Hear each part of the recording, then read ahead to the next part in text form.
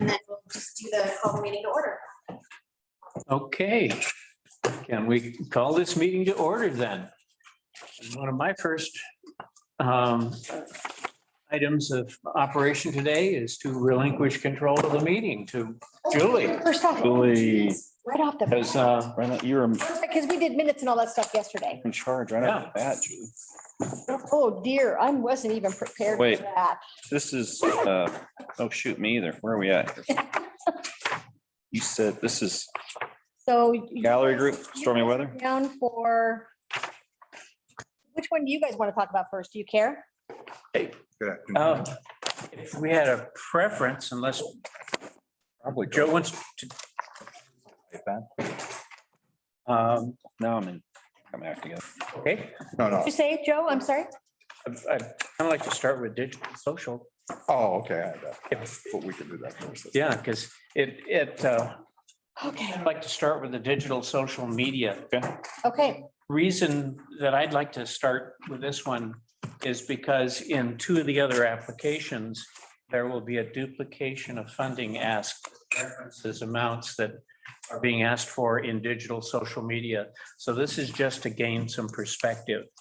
For instance, in the spring unveiling request, you will see funding in the amount of 7,466 that would also be covered in the digital social media renewal. In Earth and Ocean, 6,500 of that also shows up within digital social media. So those, and 1,500 of the Stormy Weather Arts Festival will show up in this. The reason for this duplicate request is the policy that we cannot be granted more money than we are asked for.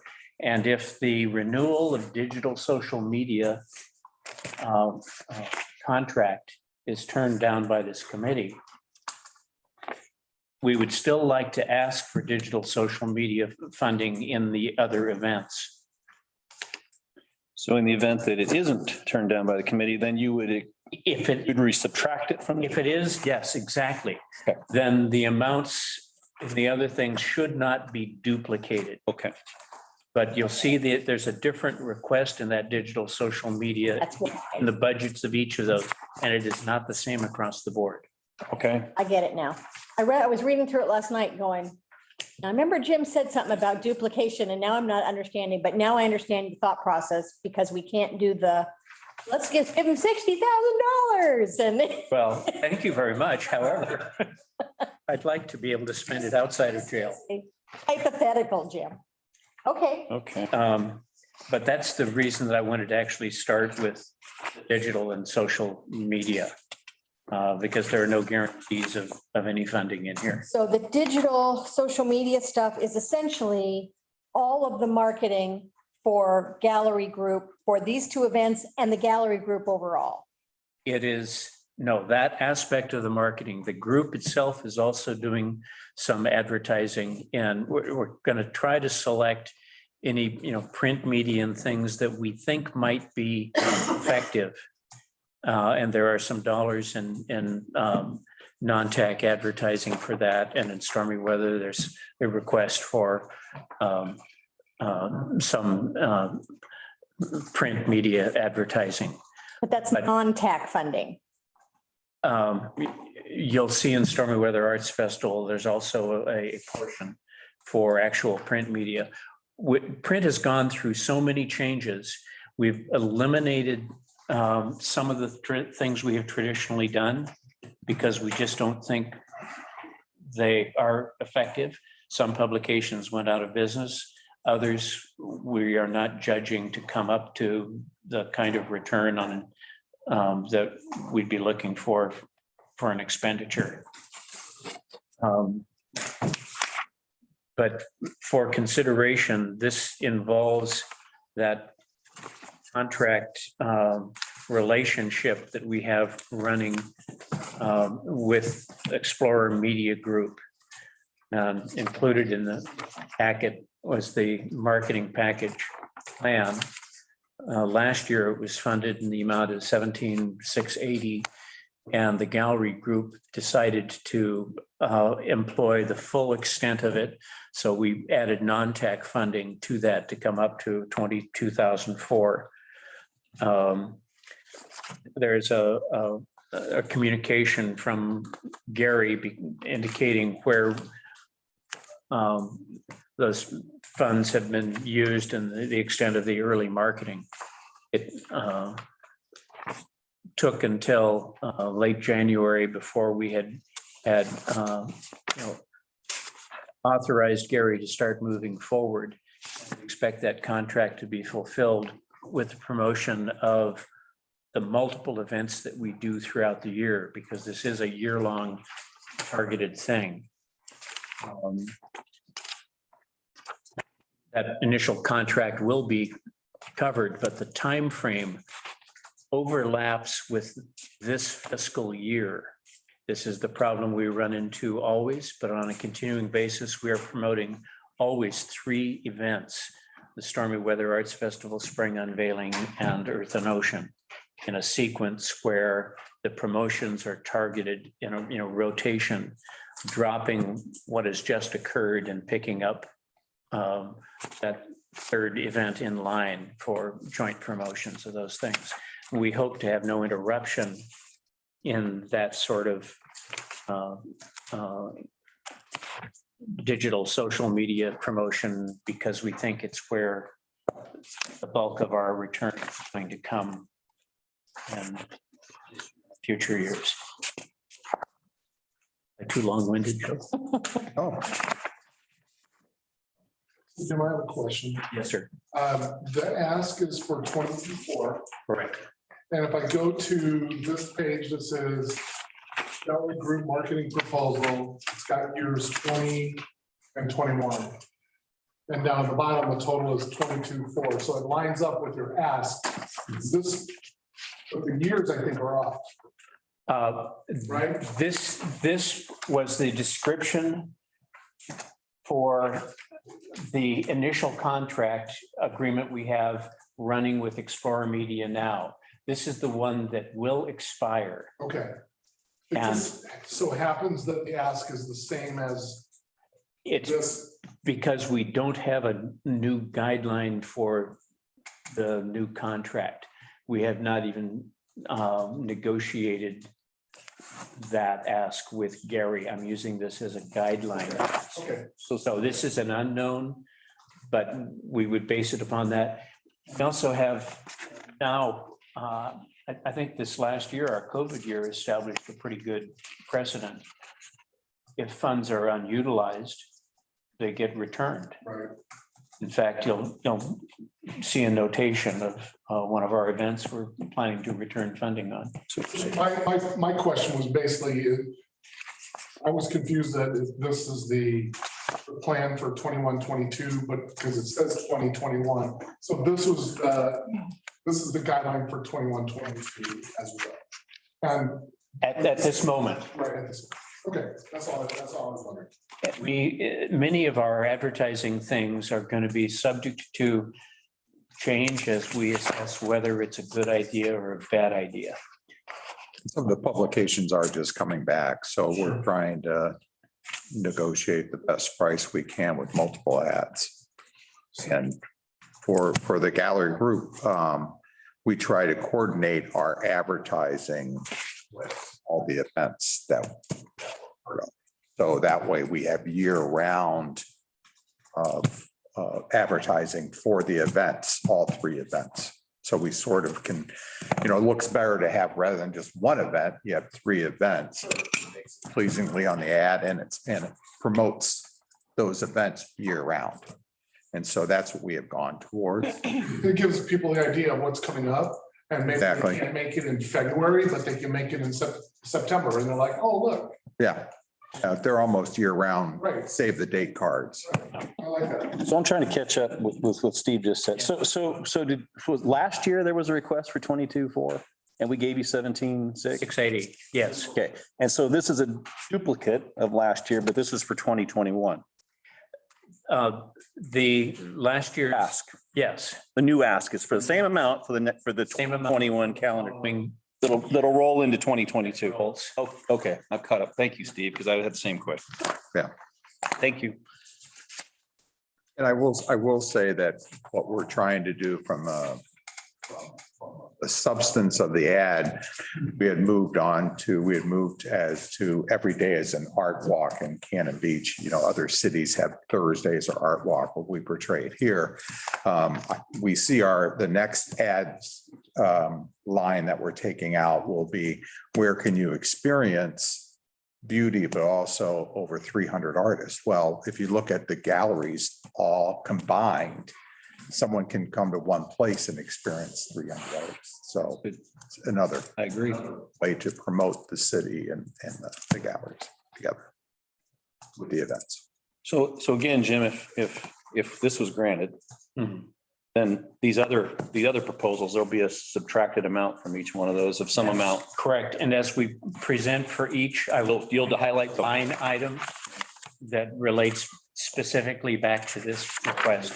make a note of it. Thank you.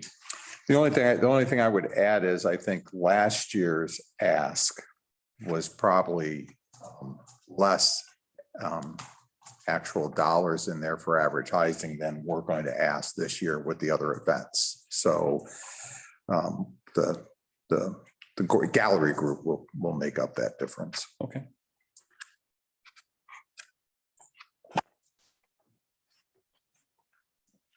Anybody have any other questions on this one? No, not really. All righty. The next one would be Earth and Ocean, because that's the next event that's September. Yeah.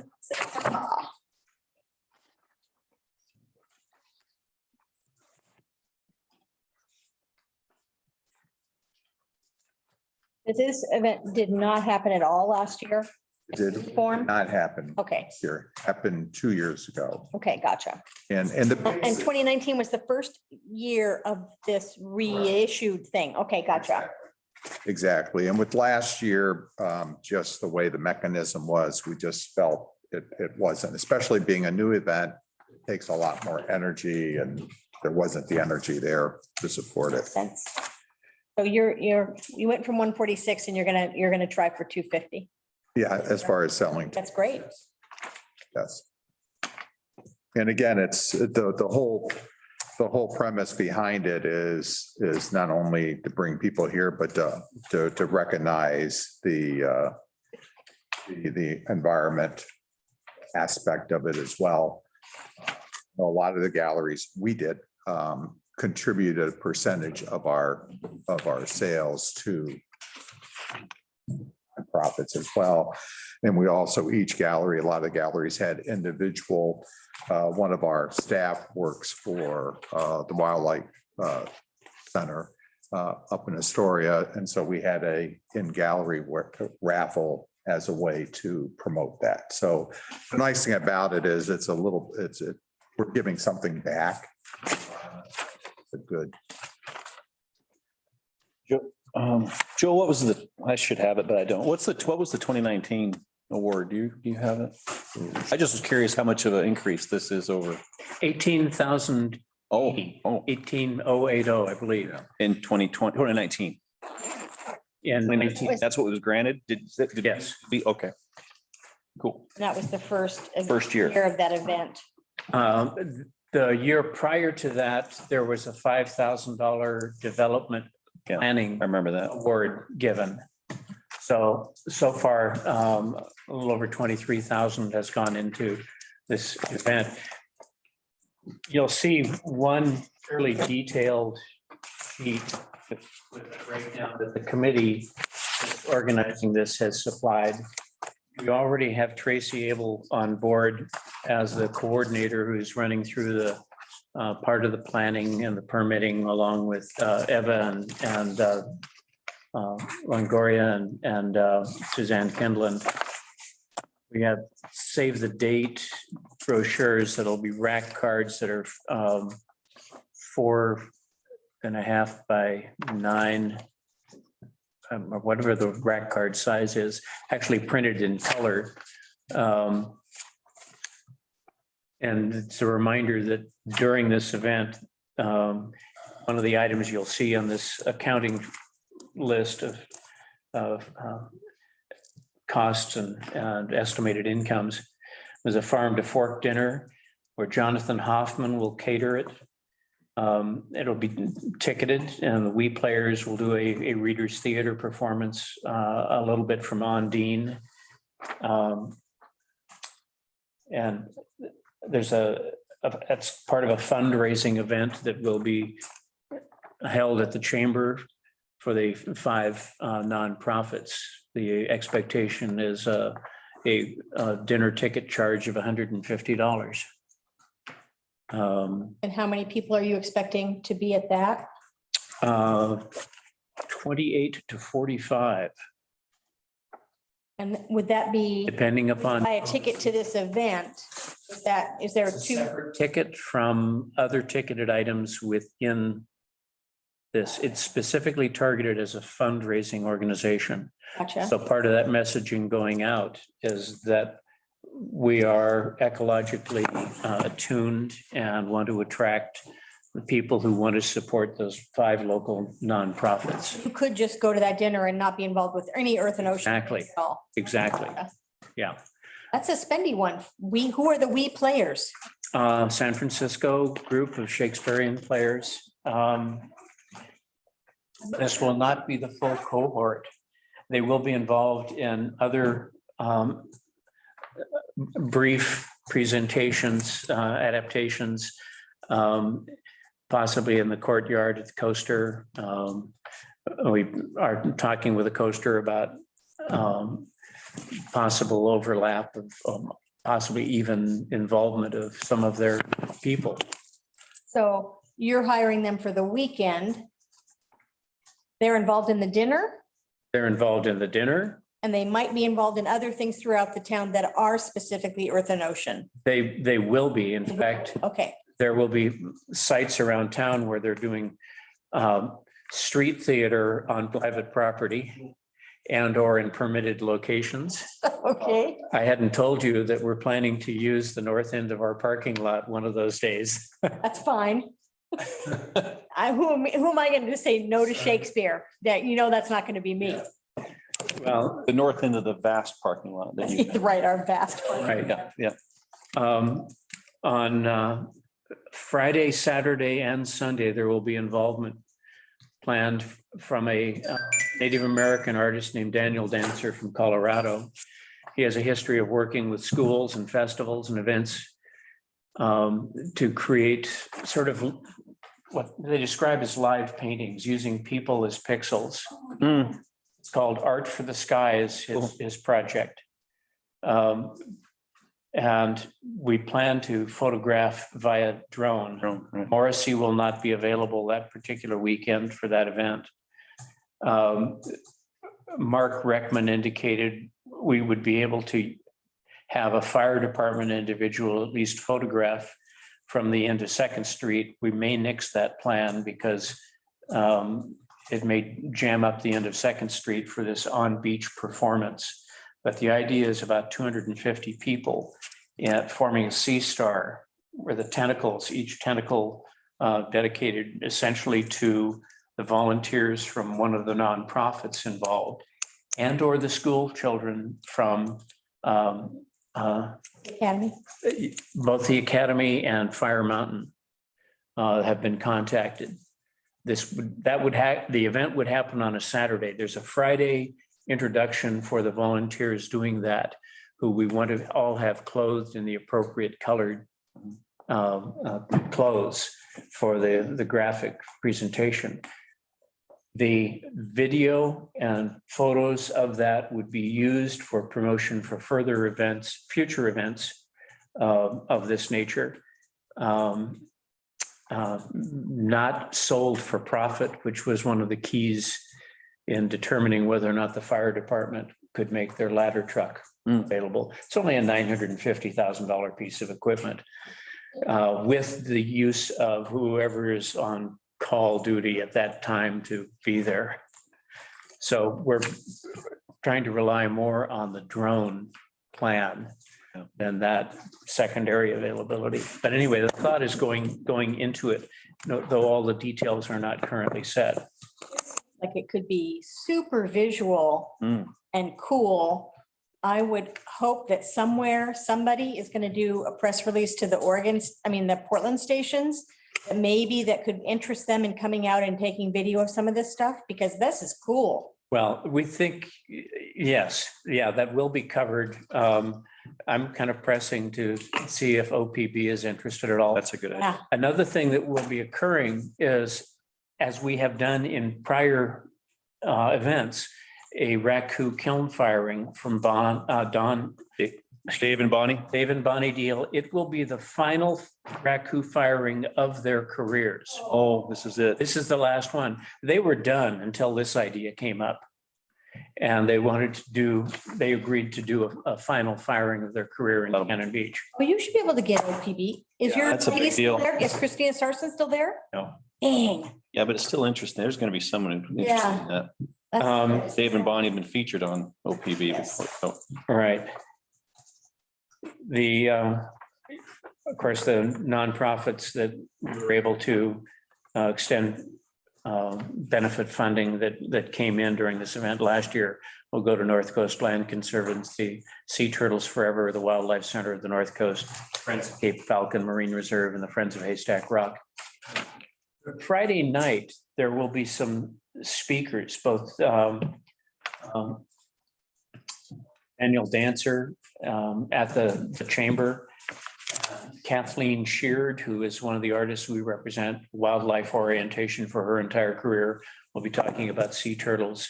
There is a third speaker planned, just small presentations that Friday night.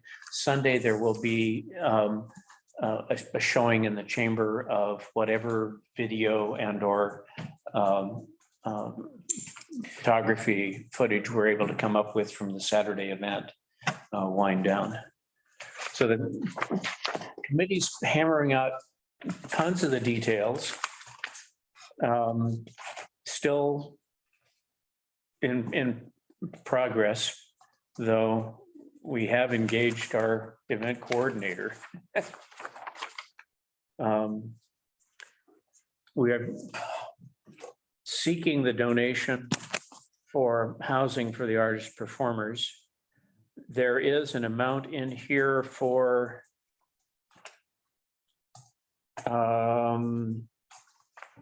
the dinner wine. I think I'm looking to see if that's the linens, tablecloths, chairs. Oh, no. Yeah, there's a blank line in there for wine. That's the only one not getting paid. You're the blank line. that should have been a zero right there. That's the only one not getting paid. Yeah. So that's actually a value not represented. Some obscure unknown value. We're happy to make that donation. Hey, That Let's just- line, oh, sorry, go ahead. Is that line 28? Is that, Line 18. oh, no, line 28, if digital and social. there you media go. That's the. Yes, was passed, Fine. basically what this would come down. Yep, it's the highlighted one over here. Gotcha. Line 28 Yeah, 28. is the one that refers to digital. So 60, It brings it down to 41 and 41K. So Jim, how much is the ticket non-dinner?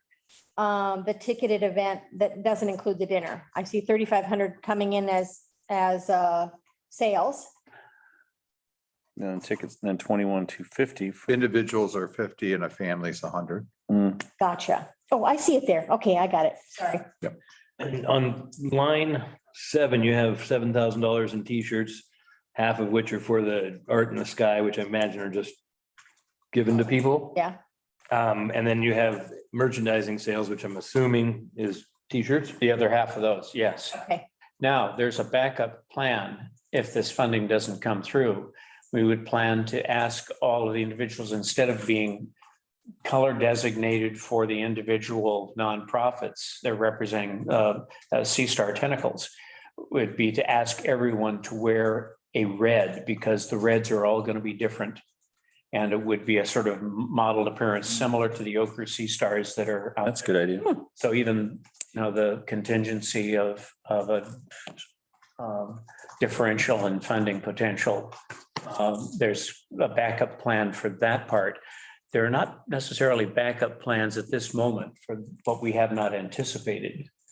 But There never is. the whole key is that the people planning it are able to be innovative and flexible.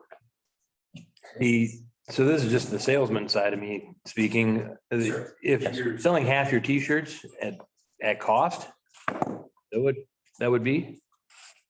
If you have $7,000 in t-shirt sales and, Oh, We actually, we don't expect to sell them all. okay, We expect that to have some returning inventory. so you're gonna make more than 3,500. it's just, yeah. No, just kind of, just making sure I understand. I didn't know if you had other merchandise or, But that would, end up being an asset to fund hopefully future years of this thing. Any, leftovers could, in fact, this year, we had about $600 in merchandise sales from Earth and Ocean Things left from that 2019 event. And that shows up as an income line that we would plow back into the future event. Is the logo staying the same? Yes, You're not wearing it. That's the logo. You're not wearing your, yeah, Yeah, I know what it looks like. cool one. Yeah, the logo is staying the same. To answer the question, yes. Great logo. It's a Yeah, it is a good, very good logo. there are slight variations in proportion depending upon the scale of things it's printed on. The poster will be different from the rack card, and there will be both the save the date rack card and then a different one available at the event. That will have hopefully more control. Sounds cool. So, Man, I mean, clearly the number, I'm working on it. the numbers are right here. However, my question is, we went from, we more than doubled the budget in 2 years. I can see the numbers. I'm just curious, what do you think drove, which one of these drove it wasn't there in 2019? It's more than double. Actually, the Yeah. content of hired, we had one featured group, the dance group from New York came out the first year. Here we have both Daniel Dancer and the We Players. So it's another, it's like 8 grand, 6, 7 grand. Yeah, there will be more smaller And the shirt. happening And the shirts. and the shirts. So 11, 13, yeah, okay. And Makes sense. the coordinator is added. 6 grand. All right. Makes sense. you guys just did the last year's, you did 2019s on your own. You didn't have anybody organizing it at all. It was you guys. It felt that way. I was that committee. Yeah. And that was one of the shortcomings of the event. We found that some of the folks were spread so thin. Yeah. Yeah. At the end, there were some things that didn't get done and there were some failures of coordination. We had a little rough spot with the use of Quail Park. Oh.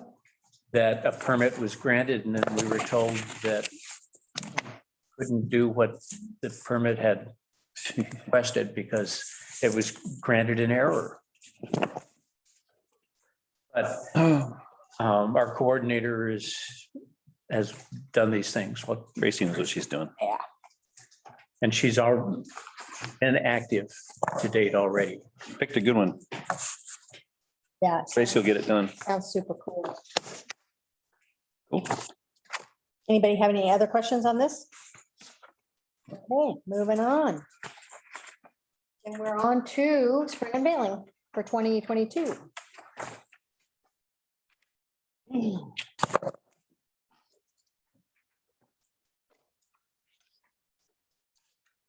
Simpler budget. Yeah. Which one did you pick up? Spring Bring unveiling. on Valen. Unveiling. Oh, okay, you passed by stormy weather. Sorry, I was going with my pile. I can do stormy weather. I put them in by dates in my book, that's all. Understood. You can go to, Jim, is the digital advert, the E&O thing? That is correct. Okay. And this actually amounts to 1/3 of the total contract, Okay. spring unveiling. There will be a different amount in Stormy Weather Arts Festival, and as there was with Earth and Ocean. So if the digital media one's granted, this is 2684? Oh. That's correct. Wow.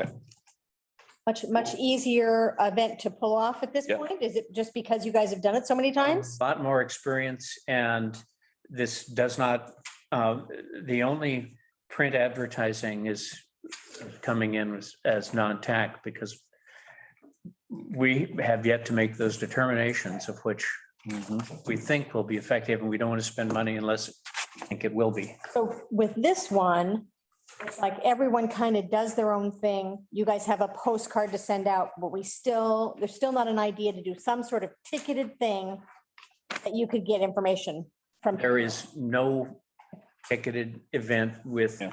spring unveiling seems to have its own character. The things we have attempted in the past Yeah. have not resulted in reliable data. We've been unable to get anything better than the occupancy rates from the room availabilities. Because we just don't have a contact that's secure enough at all of the lodging folks. And we haven't had a coordinator for this event to be able to strong arm that information out of people. I mean, it makes it simpler. I mean, you'd have to hire another coordinator if you were going to do a ticketed event of some kind. You just would, yeah. So, And since Or in a- failing lends itself to be individually gallery. Yeah. It's well established that way. yes, it is. People expect it that way. I think. So Jim, the 1909, as the treasurer, that came back to this. Yeah, Not yet. it will though. Yes, it will. So we just went through spring unveiling 2021. And well, there's a final in there, but just, I don't need to go through the final, but just real high level. We had a nice weekend, I think, for spring unveiling 2021. I think maybe it was a little rainy on Friday. A little rainy on Friday, but otherwise it was a nice weekend. Yeah, how'd you guys do? How the gallery? Most of the galleries did well. That's great. The galleries did well. I mean, Compared to like 19. Or, I mean, define well, like. it's all positive or- I would not, I would put it. Because the hotels did really well compared, I mean. Well, they were full, right? the hotels did well, but you still don't have people coming into the stores themselves, and coming into the galleries because it's group. Number two, we were limited on how many people. So for like our gallery, we're able to put up a drape, but then what we did was we spread everybody out in chairs. So we'd already limited what we had in there. So I think overall, it wasn't a bad weekend. But So it was good considering. yeah, good considering for what it was, Right. because it was, you were starting to get the feeling that the tide may be turning out there. So, and the weather's nice. I personally just seeing more people coming to town, but getting out of their cars and heading to the beach versus Right. I don't have quite the same feeling that there's a lot. I mean, the great thing is the people coming in are the ones, which is great, but there's still, you see a lot more people walk around outside because they want to be outside versus. Did you still have receptions? Or No. did you have to, No, we did a giveaway. We went to Bruce's Kitchen and had truffles made and passed those out to all our clients. because I know usually there's receptions and music and. Yeah. Okay. So I would say we did 150 of those truffles. And we had maybe 35, 40 left by the end of the weekend. So we probably had a good 75. I mean, I'm sure some people were double dipping. I couldn't count. But I would never, pardon? truffles, I would never do that. Yeah.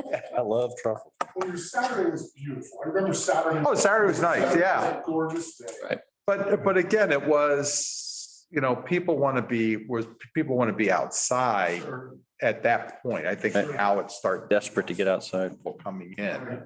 That makes a lot of sense. The 2020 was canceled entirely, right? 2020, we did virtual. Oh, that's right, that's We right. did do a virtual one. We had a fraction of the sales. So yeah, we were, 5 times more than last year, but probably 60-70% of what we would do on a really good year. At our gallery, the experience was a bit different. We did roughly 1/3 as much money in sales as we had generated in 2019. The following week, we doubled the comparable following week from 2019. Many of our regulars avoided what they thought was going to be a crowded event. Hmm. And they showed up the following week and made purchases. So the psychology was partly based on COVID. Yeah. And, yeah, in our gallery. So there's a mixed responses across the galleries. And those who figure out a good plan do Yeah. all right. It's interesting. I was just about to ask, like, you notice the reoccurring the same people over and over again, but that's what they did. They just shifted dates for. They did, although the impression we have now, and we ask people if they're in the studio for the first time or if they're return buyers for all, we have the record for all the transactions.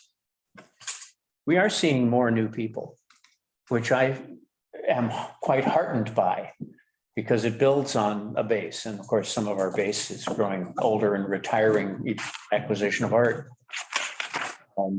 So the new people are coming to town.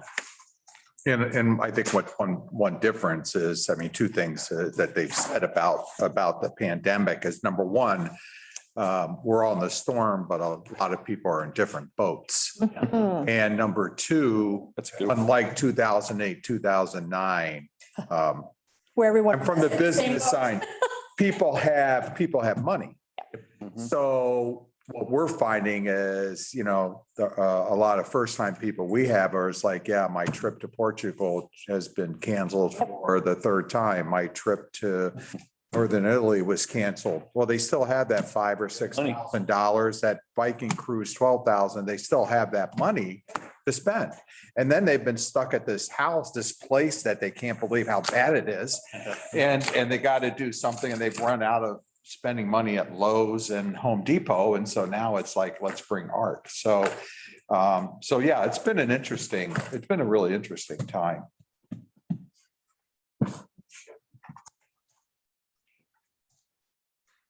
Anybody else? Anything else? No.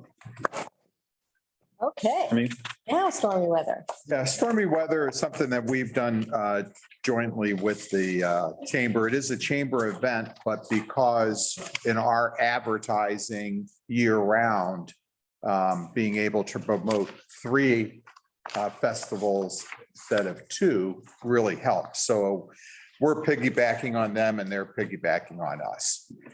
And so press releases, things like that, we do ourselves, but the brochure, we're trying to get them to upgrade the brochure that they put out, just because it does have some art concerns. So that's where a lot of this push comes to. We are just in the process. I've got a meeting this afternoon, marketing committee of the gallery group, and with Gary to finalize what we're doing for stormy weather going out for advertising and finishing up some of our other print advertising. So not a lot of details, unfortunately, because as Jim said, some of the publications have gone away. Some are trying to come back.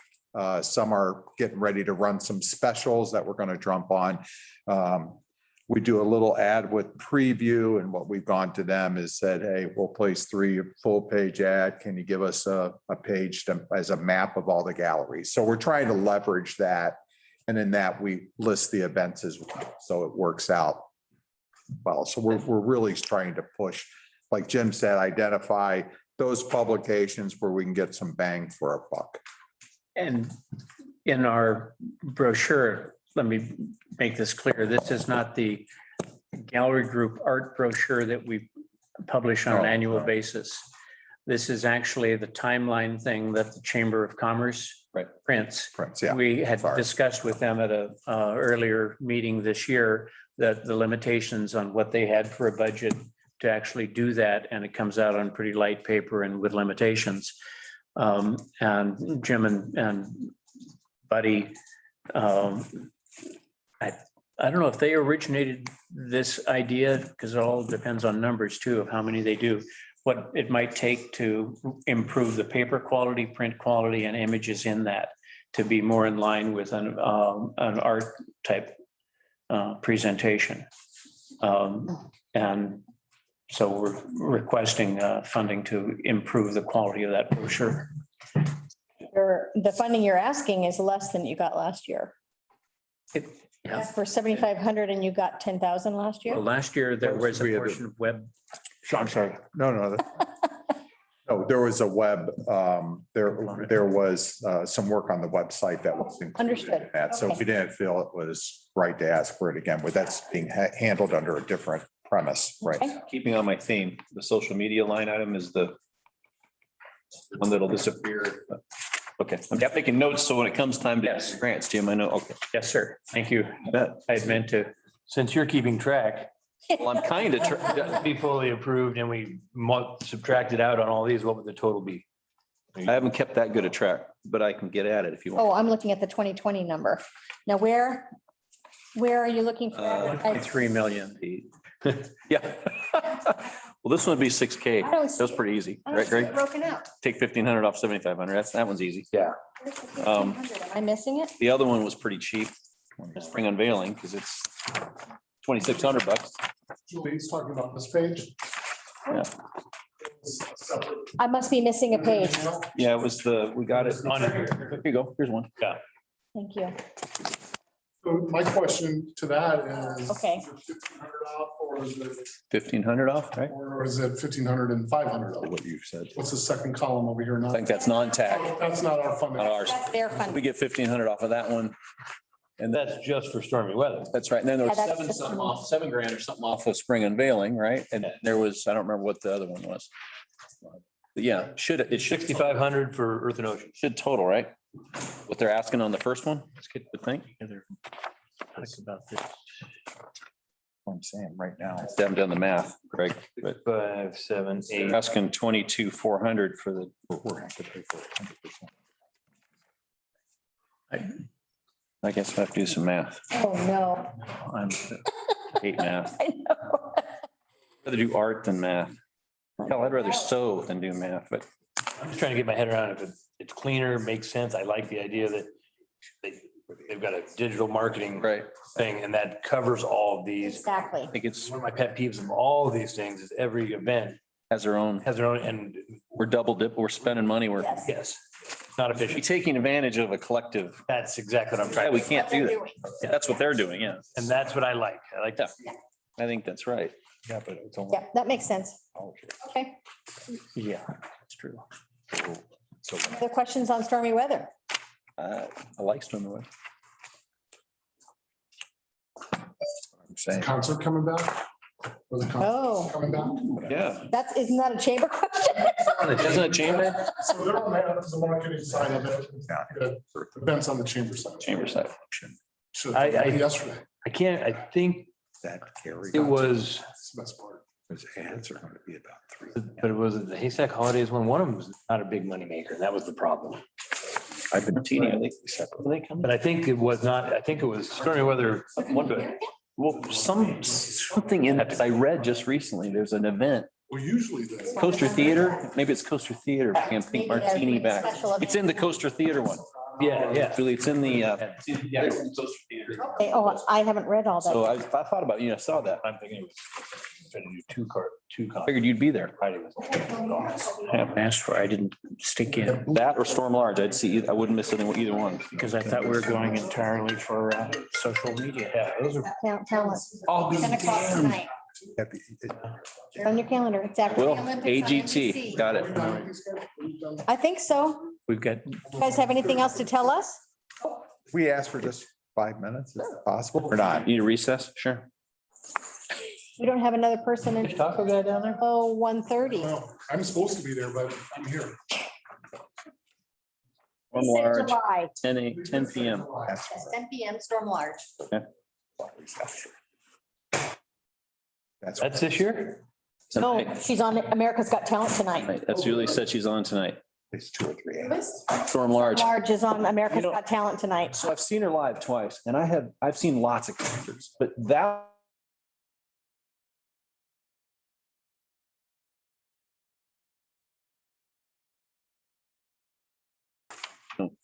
No. No, okay. Can't answer questions. All righty, thanks, you guys. Thank you, Joe. Jim gets the meeting back. Thank you. Thank you, folks. And I guess as a business owner in town, thank you all for serving on this committee. Because whatever you do with the funds helps both the city and help the businesses. So thank you for your time that you do this.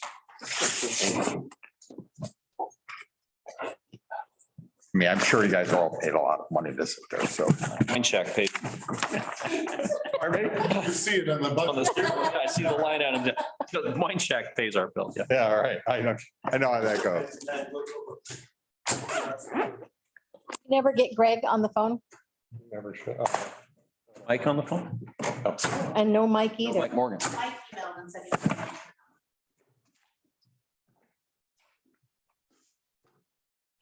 In a few minutes, everyone saw the budget on the dais from stormy weather. Yeah. It was on everyone's. And the chamber dropped off the passports from yesterday. Very cool. Wanted to make sure you guys had those. Yeah.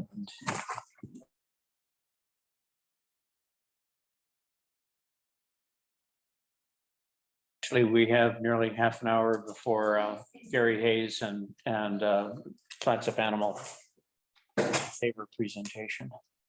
Unless Gary's on board, we can just take a few minutes break and anyone have a restroom break or? Peruse the farmer's market. Yeah, who's the farmer's market? Go get the strawberries. A little break. Having rested up prior to your arrival, Gary, we hope we're ready for you. Sure.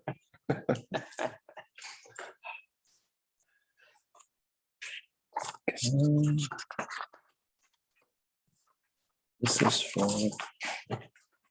T22.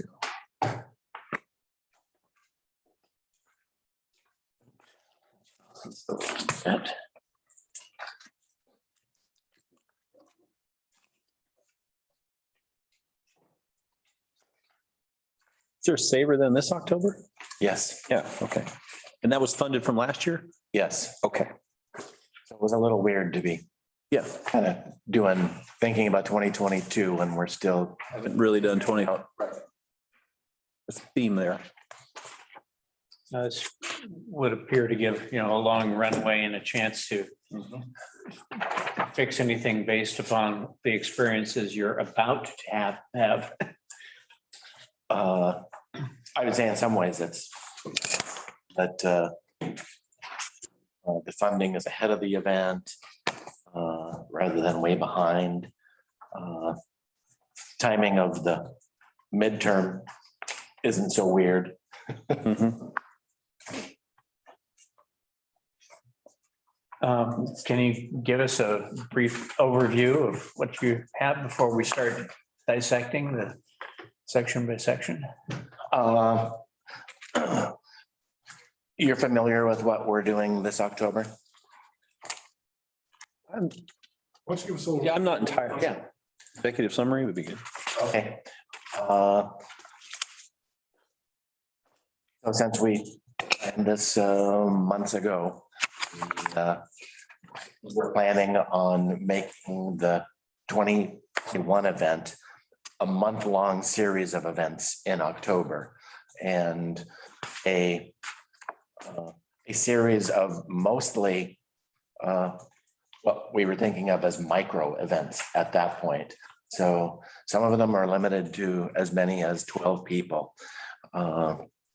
And that was just out of an abundance of caution at the time. We may be able to expand some of those.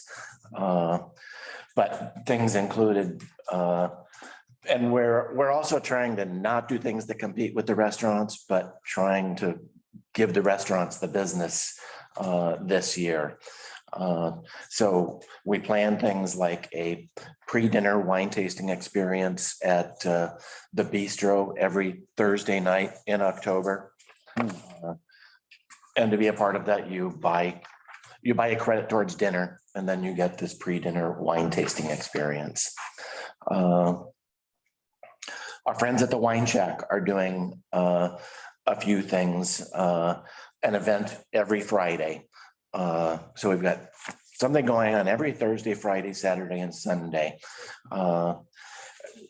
Then where a lot of the work has been to try to get other businesses to give us their events and let us promote their events as part of it. So the Wine Shack has some things, Columbia Hospitality, formerly known as Martin. They're doing a Public Coast brewing dinner with the brewmaster. The Wayfarer has a dinner. The Stephanie Inn has a mushroom foraging dinner. And we're just trying to get as many of those kinds of things in place as possible. So I've got a schedule by day that's a 4-day schedule that essentially something is happening at least every Thursday, Friday, Saturday, and Sunday in October. So, and no wine walk, obviously.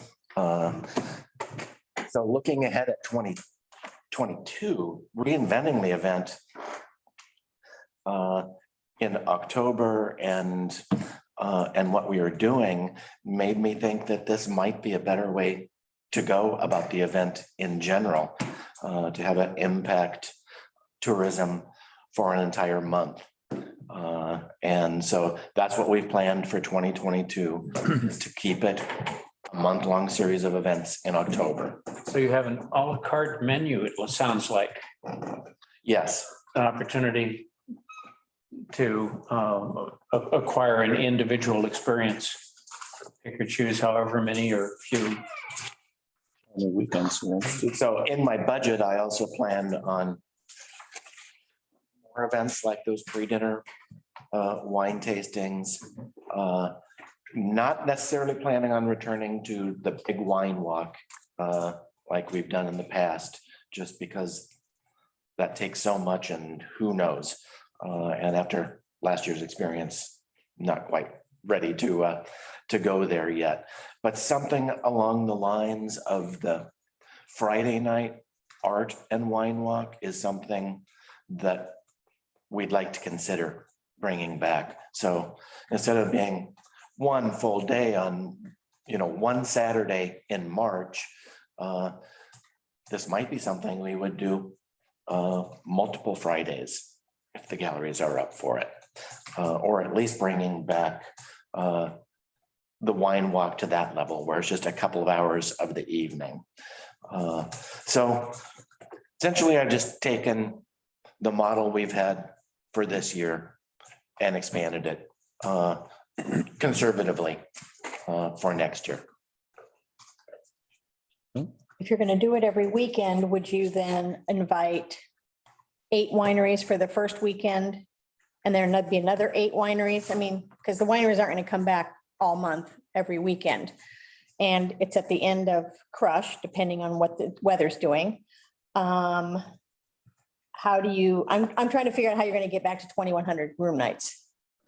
Doing it this way, I think it's a big challenge. Yeah, I mean, if anything, it's the, having it be events over the course of a month. And you're right, it will be a challenge on wineries, especially if we tried to do a wine and art walk every Friday night, if the galleries would be up for that, which we also start to come very close Weather, to stormy weather. So that's one of the concerns. Stormy weather and earth and ocean. Right. Earth and Ocean. Then Because mid-September, Mid-September and then. remember, WOW is already worried about being too close to stormy weather.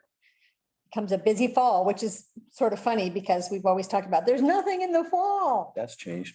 We did reach out to the wineries this year to see if some of them would be interested in partnering, not necessarily where we have to license everybody and we have to sell the tickets, but if wineries would be interested in coming and doing a tasting at, working with a business and they just coordinate their own thing. And we got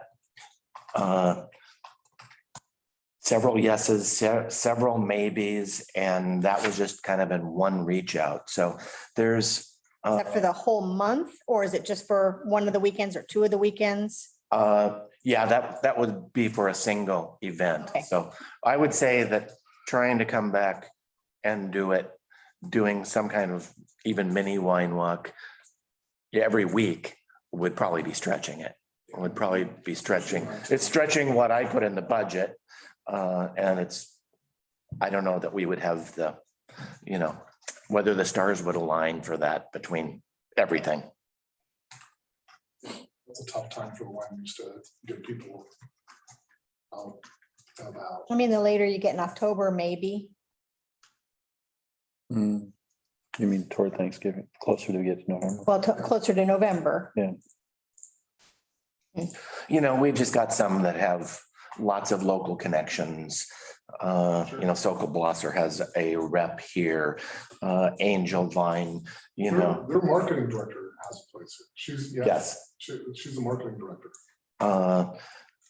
So there are a lot of them that do have reps that were able to do it. And actually, our dates in March conflicted with SIP McMinnville.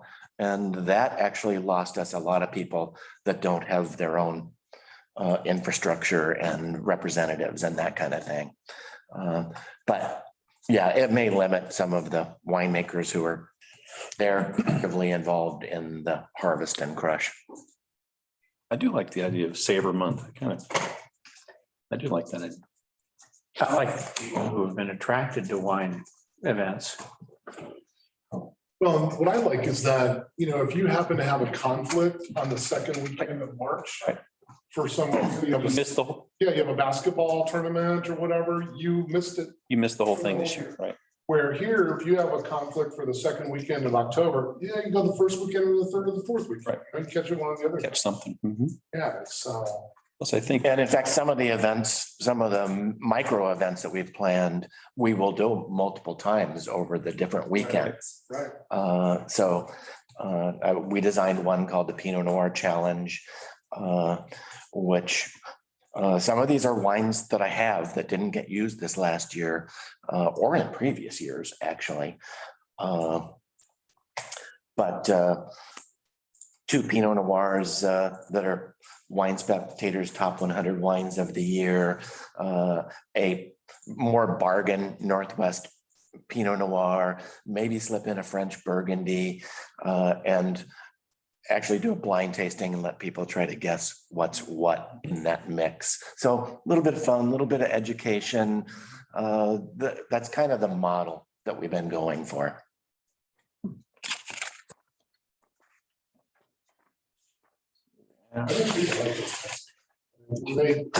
It goes back to, it's an experience, right? It's a learning experience. And when we do the blind tastings, when we pour the wine and you have to try and guess what it is, people love that. They love it. Well, It's eye-opening for them. And because I've had wines, some wines left over every year. We have the opportunity to do things like 10-year-old reds. So that's a program that, you wouldn't necessarily get to experience any other way. Maybe supplemented with some of my own wines, but a micro event, 1 bottle of 6 wines, 1 bottle of each is going to take care of an entire event. So that's the concept for that.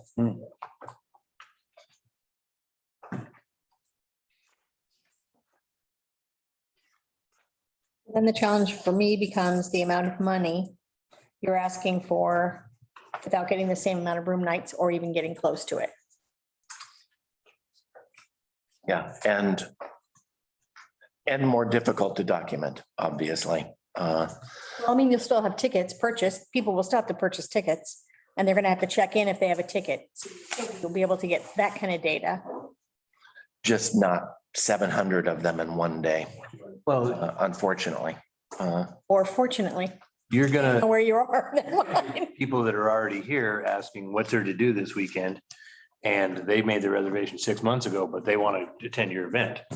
And so you'll never know, I don't think. Oh, yeah. Well, I mean, he would still sell them a ticket and still be able to say, That was a room night. this was a room night. It's a room night, was day of. So then you would probably say, well, there was this many day ofs and this many that were pre-sold. So the pre-sold, you can go woo-hoo. And the day ofs, hey, gave something to do. Maybe they'll come back next year. Exactly. Yeah, and I think I essentially acknowledged that on a question about room nights that really until we can do something again, have a venue that will hold that many people and be able to expand things. I mean, I don't know if there are any events that can prove that they're, Right now, the lodging seems so strong, my impression. yeah. I talked to somebody mentioning Columbia had like 90% plus bookings in June. Oh, they had that in March. Yeah. And it's, Exactly. it is, yeah, but don't get me wrong. My point here is it's not to prove it. I think sometimes we get too wrapped around proving heads and heads and For sure. raising your hand at the Coaster Theater and all that stuff. When this is something that gives that experience of coming back and, people are coming here for their wife's birthday, not for an event, but you have an event going on while they're here and they had a great time. Yeah. So, That's right. yeah, For me, it's all about exactly, what's the quality of experience that person has while they're here? Yeah. Do we give them good content? Yeah. And that'll make them come back, because it's getting really hard to judge if we've actually boosted lodging. and I think we need to kind of take some focus off of that to some extent. Because we do get wrapped around that. And this is an example of something that lasts for 30 days, 4 days, you're kind of talking about Thursday, Friday, Saturday, Sunday. The people are going to be here and it's something to do and that gets talked about. Tourism. You go Enjoying the arts. go back to work at Intel and you're like, hey, did you guys go down to Cannon Beach this weekend? Oh, they're doing it next week. Doing it next weekend. Yeah. So That's designed to attract tourism, but Right. whether the rooms already are filled up. exactly. And so let's not lose sight of that. That's kind of what I'm trying to say is that I think that's a great. I'm interested if it's designed to build a lasting memory. Well, that's always been part of the plan is to kind of build, Cannon Beach's reputation as a place with great restaurants and, a little bit higher end experience. That's always been part of the plan. Aren't your email list is over 2,500 people. Those are pretty strong. I mean, those are repeat visitors, right? I mean, would you say that list, your email list, you have 2,500 or more names? That's a pretty strong list, right? I mean, Yeah. they expect Sabre to happen. They show up every year. You have a following like that, right? I mean, Yes, and that's my impression. so social media too, the same So thing. moving into October will be kind of exciting for them too, right? This is something new. Sabre's expanding. Yeah. We have more to do. It's going to be, I think, if I went to Sabre every year in March, this might be kind of interesting. That's all I'm getting at. And then was the Oregon Dungeness Crab thing, wasn't that a March event they had? Yes, So. and unfortunately, October is not an ideal time for that. Yeah, no, really. But you're going to try to incorporate them somehow? You made mention of it. I'm just. Scallop month. Like Scallop Month. It just rolls off the tongue, It doesn't it? does, right? I will certainly be asking, but It's hard to. commercial crabbing closes. That's right, yeah. Not that there's still a lot of fresh, abundant crab available. So really, we could do it. But as far as the Oregon commercial harvest, it's closed by that time. So He does give us something in October It does. because we've Just been bitching about really that important. forever. Right, Well, and we had Sabre and the culinary. Yeah. right. We had Right that. on top of each other. Don't have that now. We've moved. Mhm. They're 6 months apart from each other. Yep. Is your intention to give up on March, period? not necessarily. I mean, I was kind of here to hear what you think, but my plan for 2022 would definitely be to hold on to October. Though the more I wrap my head around doing some of this, again, it just seems like maybe this reinvention thing helped us come up with a better formula. It might. It's possible. And there's mixed feelings about the wine walk, the big gigantic wine walk, where you get people, drinking Right. all day long and running around town trying to taste as many of the 40 wineries as they can, makes their dining experience maybe less fun for the restaurants sometimes. Right. when people have already come in and been indulging. So I don't know. I mean, March is still up in my mind as far as, or another time of year that makes sense for the community. And the wine walk is certainly one that I'm considering whether we should even go back to it or whether there's more of this scaled back. You know, I think in 2022, we were thinking of one scaled back, probably Friday evening, early thing that would last only a couple of hours and people then could go to restaurants. Similar to the art and wine walk in the past, which, yeah, and that's a great event. Or I should say, historically, that's been a great event. I've not heard the kinds of negative feedback from that one as I have from the big one. Well, it's not a race to see if you can Right. get to Every one. winery and taste every wine or drink every wine, And really, our wine walk except for. still, even though there is some concern about it, it's still nothing compared to Newport, Astoria, you know, events like that that are kind of, that do definitely get out of hand. Gary, who's on the hook for liability? Is that the server? What's that? If you have a large wine walk, someone gets inebriated, something bad happens. Is it the OLCC authorized servers that are exposed when that happens? If there's a lawsuit, who? Obviously, if there's a lawsuit, you know, they can name everybody. Yeah, I guess so. But that's why there's so much insurance involved I don't in know, I imagine. every winery that has to sign up, you know, then we carry insurance through CAA. You know, you have to have a certain amount of insurance to do the individual events. So there's an awful lot of insurance involved. But yeah, I mean, that's always a concern. But if it could be, there could be some serious liability if the licensed servers aren't doing their job. Just maybe going away from the large wine walk probably creates less exposure for something bad to happen. And on the other hand, you know, some wineries are going to want to come out if we even just do a one Friday thing because they like to come to Cannon Beach and some of them probably find it, you know, reasonably successful. Ideally, it might be one weekend where there was a couple of days, you know, maybe there's one weekend where we do a Friday and a Saturday. And then wineries can feel like, you know, they're coming out for a couple of days and have some opportunities to promote themselves. So that's another thought that, again, I'm still trying to wrap up all the details here. I guess I'll have a little time to think about it, but.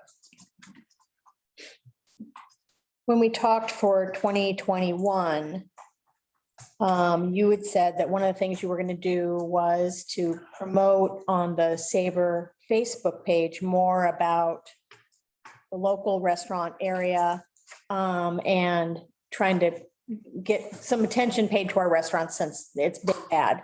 And I haven't seen that. And I think you should do more of it. I would really like to. Since we met. And,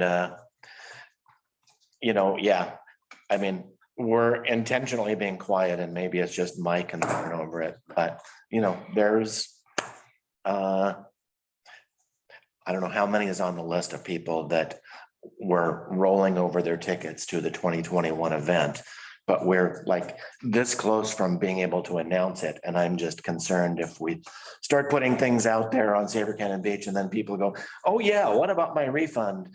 So I've been a little sensitive, Gotcha. try to have all the information out there so that we can say, oh, here's your credit code. You can go and sign up for any of these events and get your credit. So again, whether that's just me personally feeling sensitive about that. But yes, I acknowledge that that's true.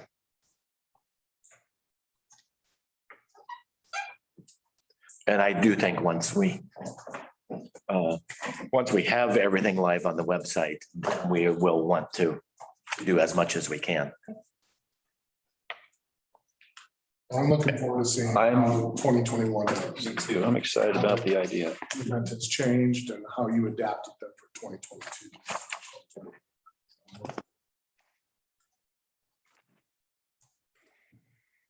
Food Bank is its own 501c3 now, by the way.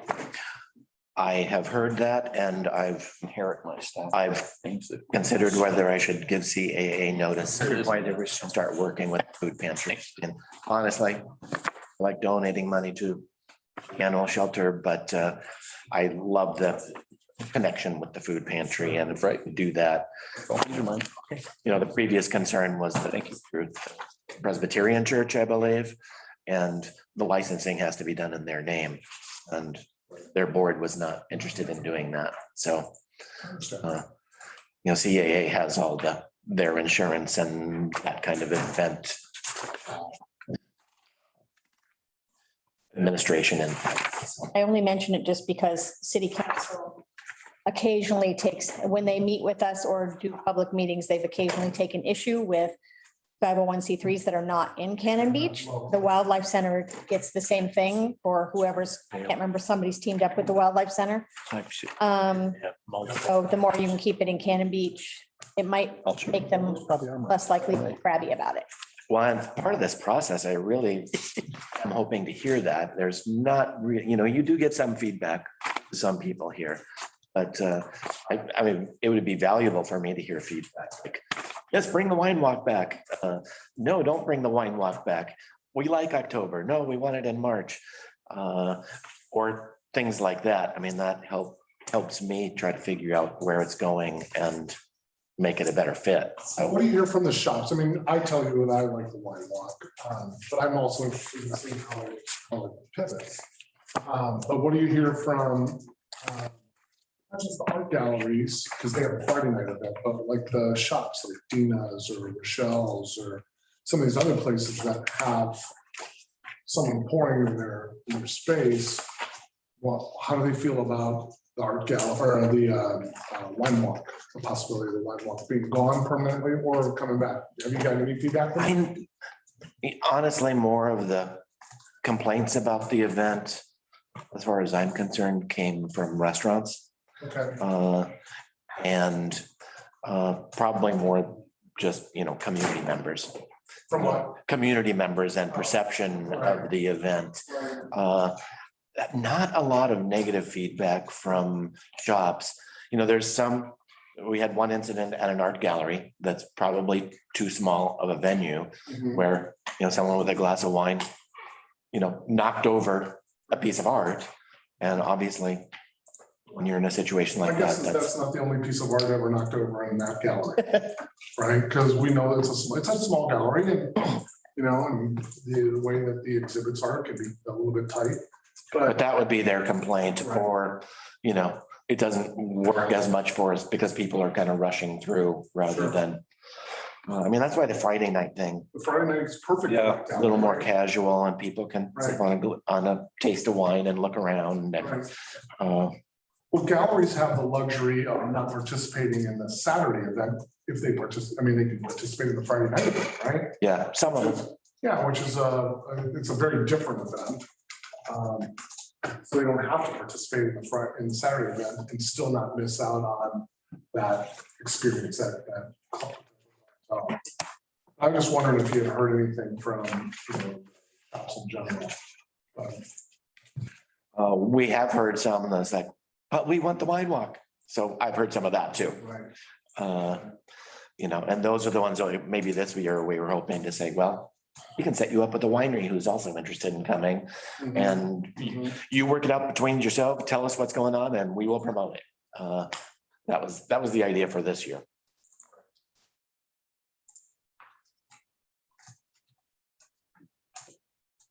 Okay. But yes, when you get together and discuss this, a report coming back to the event planners and nonprofits about your thoughts and suggestions would be helpful. You like a potential 2-evening wine walk? Otherwise I'm just kind of guessing myself. And I do. Right to me. I think if I'm a tourist, that gives me lots, Steve had said earlier, lots of options. I can come Friday, get our hotel room, get something for dinner, and I can still go on a wine walk on Saturday. Yep. I don't have to rush down here after work to make the Friday night wine walk. I just think Or you could do both. Or you could do both. And then you can be at leisure, like you don't have to hit everybody in one, 2-hour Hit stretch. Group A on Friday, hit Group B on. Right. And I think that would take some of the negative impact off the restaurants. Mhm. People Yes. aren't trying to hit Mhm. 400 wine, tastes of wine on a Saturday afternoon and are not feeling. up Skipping the to it. rest. And for that, we're looking for, again, that pre-dinner window Right, where we can, start at a time that doesn't interfere with the day's business, but then is over before it's too late to make a dinner reservation. yeah, a 2-hour event is very different from a 4-hour. Right. Yeah. Right, 4-hour event becomes a slog, and the customer we see at 1 o'clock is very different in chemical makeup than the person. We see at 4. I mean, my staff has a meeting about it, right? We talk about how we deal with the 1 o'clock customer and how we have to deal with the 4 o'clock customer, because they're very different people. Well, and having 40 locations versus 8 locations. Yeah, Right. Yeah, we Definitely makes it not, we have to run down and get Yep. oh dear, we're gonna miss that. Yeah, that's why I think that works better. well, plus, That's why we like the Friday night event, because we're between galleries, right? We're Yeah. between. Right. You're in a great spot. And Ice Fire, and they just come walking through and they're just having so much fun. They're not in a race. Right. It's not like, oh, we gotta go. And they're like, oh, look, there's a painting from Mo and, a picture from Chris, and they're looking at them and we we. do like that, the art connection too, for this whole, concept. And I mean, yes, and when the Wine Shack hosts something that night, you bring in art. We bring in art that night. Right. And we're not an art gallery, but we have friends that are artists, right? And we put up works from them and give them an opportunity to show their wares. Yeah, we love it. We love that event. That's why we wanted to be part of it, because it's a great event. Well, if I had to say, where this is going, I would say that maybe 2022, we have a Friday, a Saturday night thing. Again, it's gonna be, we're gonna have to talk to the galleries and see what their,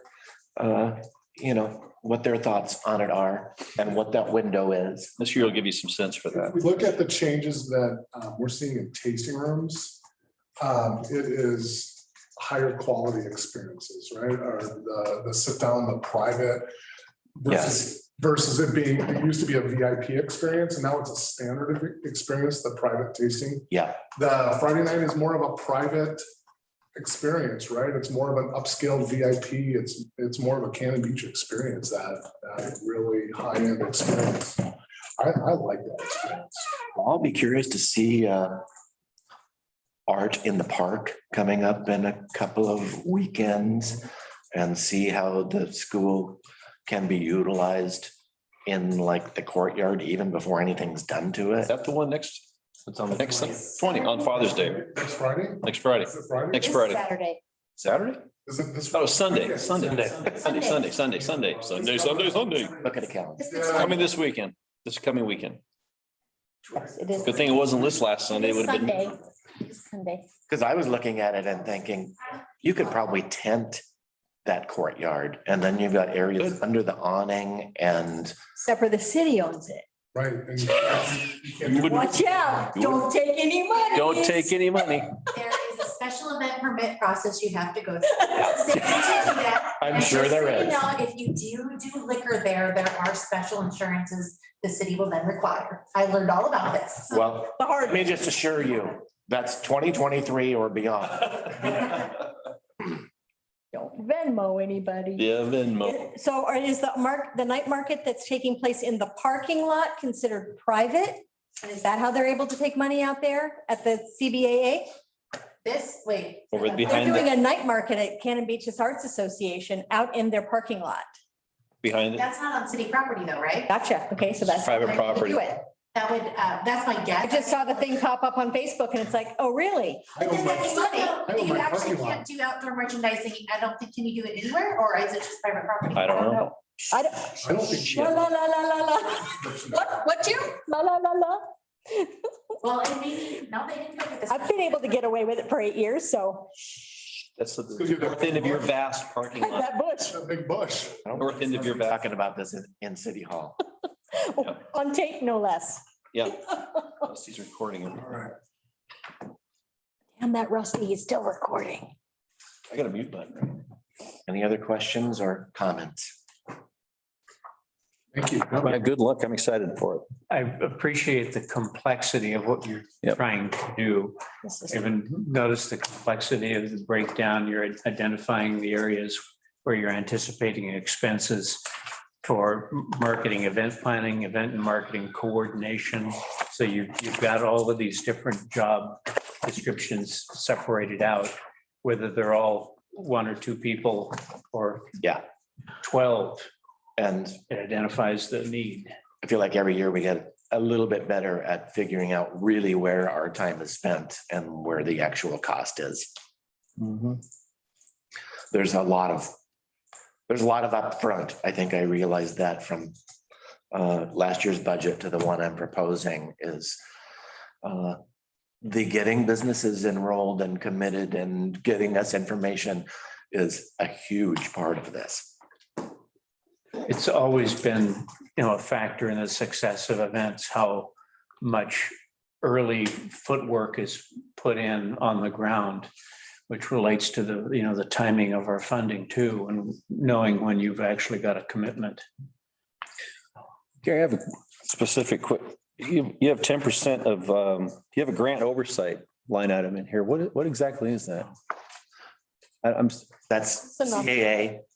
okay. They take a portion of it. That's essentially, It's like 10%. they get that. Okay. And, we cover their expenses for insurance and bank account and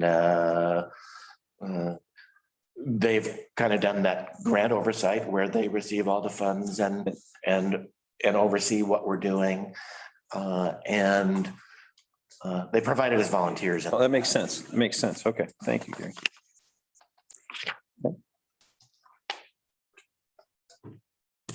And yeah, we figured a better arrangement between the two of us would make it be just a percentage of the grant so that it's, if Simple. it fluctuates, then Simple. money fluctuates too. I have nothing for Rich. Okay, well, Greg, thank you, Gary. Okay, Gary. thank you. Sure, it'll be awesome.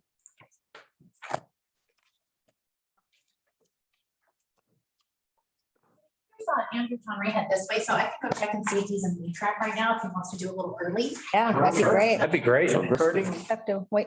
Do we have anybody on the call with us? I don't think Greg. So Greg or Mike? Reagan nor Mike. Nope. Okay, we're back in session. Andrew, welcome. We're interested in your proposal here for the Comedy Festival, and thank you for sticking in a copy of the update on the remodel. Appreciate the attention to the details that had to get covered before the funding session. Thank you. Okay, well, thank you all for the time. I'm going to start by just reading a statement. Okay, yeah, I want to thank the committee for your consideration, your time, and for funding last year's requests for capital improvements to Tolovana Hall. The new floor is installed and the lighting fixtures are in. The upgrades go a long way. Tolovana Hall is rejuvenated with even greater potential. It's a whole lot cozier, and I'm excited especially about the new and improved stage lighting, and I can't wait until we get back to those type of indoor events, the kind that the Arts Colony can produce. With that in mind, we're seeking a grant to reboot the Cannon Beach Comedy Festival. As the director of the Arts Colony, one of the comments I get more than any around town is, when's the next comedy show? When are you bringing comedy back? And the Arts Colony's comedy shows, culminating with the 2018 Comedy Festival, have been indelible moments for locals and visitors alike. But maybe you're asking, if the event was such a success, why didn't you seek to continue it in 2019? I want to say first that I'm really proud of what we did accomplish in 2018. Many of you may remember, as you were on the committee, the midterm evaluation meeting found us at somewhat of a, disconnect. As it happened through scheduling quirks, the 2018 Comedy Festival was produced after the grant meeting and the grant was due. So like, since we couldn't deliver the 2018 data in our application, I thought it best to withhold the submission of that follow-up grant. We learned a lot producing the 2018 festival, everything from how to produce a comedy festival, sell tickets online, as well as how to deal with the expectations of partnership. We're working with a public committee.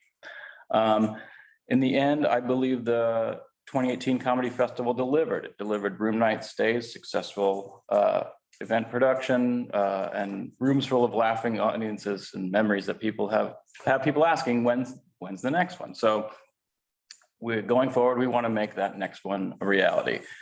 We want to build upon what we've learned and put together an even better Cannon Beach Comedy Festival. What we have here in Cannon Beach is really perfect for it. A weekend away at the beach, breakfast, a hike, dinner, comedy show, and maybe a nightcap at the Driftwood. It's an ideal way to unwind for couples or groups of friends from Portland, Seattle, and beyond. It's worth mentioning that comedy holds a significant space in popular culture, and pop culture is a global conversation that includes younger audiences. Tides forward with Cannon Beach and millennials tomorrow could be the start of decades of return trips. If I was funny, I would end this with a joke, but unfortunately, I am not funny. So that's my opening statement. I'm happy to take any questions and, let's talk.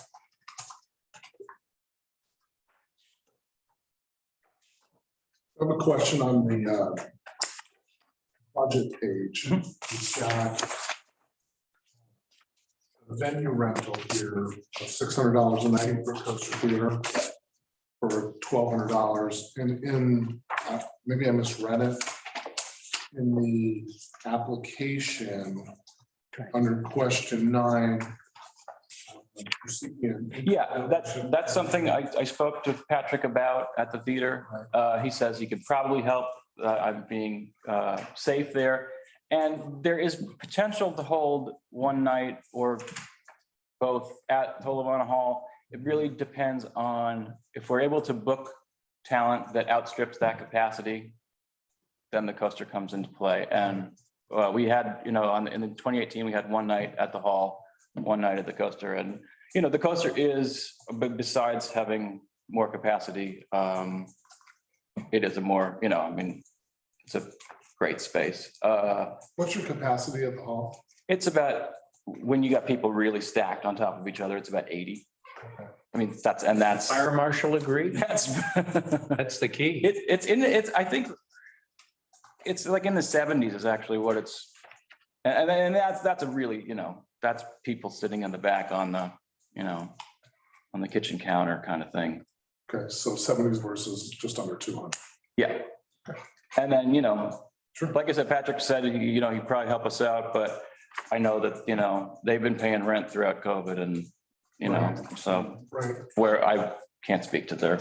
Well, in the timeline, winter/spring, and they do winter shows, right? And then they also do spring shows. There are usually gaps between the shows. That's how we were able to, or just. Okay. Yeah. Oh, so there really isn't a date. There isn't really a date yet. No. Okay, I'm sorry. I did just now realize. Okay, let me, I have a. Winter, spring. So, yeah, I'll just read this. I have some responses to questions like that written. I don't have a date here and we are flexible. I want to make sure we're not stepping on the toes of any other tourism and arts funded events. And like I said, find weekends that the coaster could be free. Event dates for something like this can also hinge around the booking of a particular performer. If a perfect person, somebody who's going to be a great draw for people to come from more than 50 miles away is available one weekend and not the next, it may make sense to, Sure. book it around the week, that kind of schedule. Okay. And I think it's worth mentioning COVID. This only really works if COVID restrictions are, next to nothing. I mean, comedy works best in a tight, crowded, small, enclosed space. I think we all expect it to be, you know, in a place where we can do this. I mean, I saw an email today from the emergency manager here, and Oregon is very soon going to get to the 70% statewide number that relaxes the restrictions, you know, almost. I hope so. But if there were to be, you know, another variant and a flare up, we'd probably be returning the money and, you know, it wouldn't be a fit. It's not something I think that would be feasible, socially distanced, or make financial sense. I'm assuming, Oh, go ahead. Andrew, to that point, Andrew, I'm assuming that if I'm a performer and you booked me and then we can't hold the event, I still want my money probably. Is that the case or There's contract, that would be in the contract, but it's, you know, it's the cancellation? you know, so I mean, I've had it happen with performers at concerts in the park. Yeah. Where you know, where they're good enough to, you know, I've never had to pay someone to cancel there, but I think, you know, it's contract by contract. Sometimes it'll be a percentage of not the entire, you know. Makes sense. The funding provided here on the budget sheet of program director compensation and TAC volunteer hours, that's what you guys are putting toward. That's not, you're not asking us for that money. No, yeah, that's what we're putting to it. And, you know, I do want to kind of highlight too, that like, you know, I think as far as the management costs of this thing, you know, we're not hiring a marketing firm. We're not hiring, you know, event producers, sound men, like that. We're doing that all in-house at rates that are well below market, you know.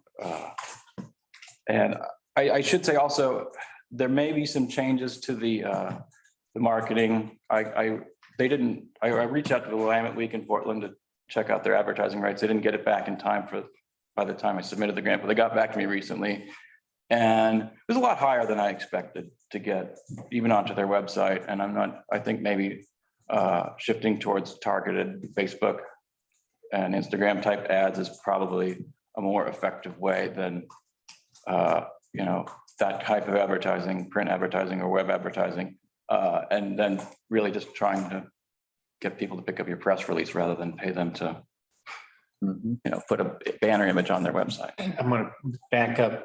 I appreciate the question you threw out about the compensation of those hours. I appreciate the fact that the values of those things are listed in here as inputs into the event. Because I think that's an important thing when we look at the percentage funding, that you're providing value and actually taking risk. If the ticket sales don't come through, then maybe that compensation is paid to yourself and others. So it indicates that you've got some skin in the game. And I appreciate the fact that you've listed that value here for our perspective. It's funny the way I mean, it's partly because, you know, we're a nonprofit and I'm happy to do the work, you know, at a pay scale that, you know, if it wasn't a labor of love. But it's funny that the volunteer, the way, you know, Oregon calculates volunteer hours, the volunteer hours come out to much more hourly than I get hourly wage. So are you using a ticketing program or are you just taking phone calls? I built a Squarespace website and sold the tickets on there. So is there a way to get locations from that ticket? Absolutely. I have access to every credit card that goes in there. I can check where they, you know, where their billing address is. So, and you know, it's just the same way that the Coaster does it when they poll their audiences. You know, this is, you know, 2 performances where everyone's in the same room. It's very easy to get a count, a raise of hands, you know, but also we do have access to that data. I'd rather have that data because I was sitting in the audience for both of these nights where I saw people lying about where they were from. When I came in to purchase the ticket, it was a friend of mine and I said, aren't you going to ask me where I live? And I said, are you asking anybody where you live? And she goes, no, why? And it's like, because this money is supposed to be funding heads and beds. Oh, she goes, I don't know anything about that. And then I saw Tommy and Peggy raising both their hands and Hank and, Just Tommy and Peggy, I mean. yeah, but you counted them. So No. it bothered me. It seemed like that it was cheating with public money and that bothered me. So I'd rather have your data on the zip. I codes. respectfully disagree with that. I didn't count Tommy and Peggy. Okay. I recognize most of the people in the audience, just saying. Yeah. So. I'm a huge comedy fan. I'm a huge proponent of doing this. I love comedy. And like I said, I went to both shows, but that bothered me. It was kind of cavalier. I don't have any control over if Tommy and Peggy want to raise their hands, But that's what the zip code data is for. Yeah, and we have I it. think that's the point is that Yep. the data's there.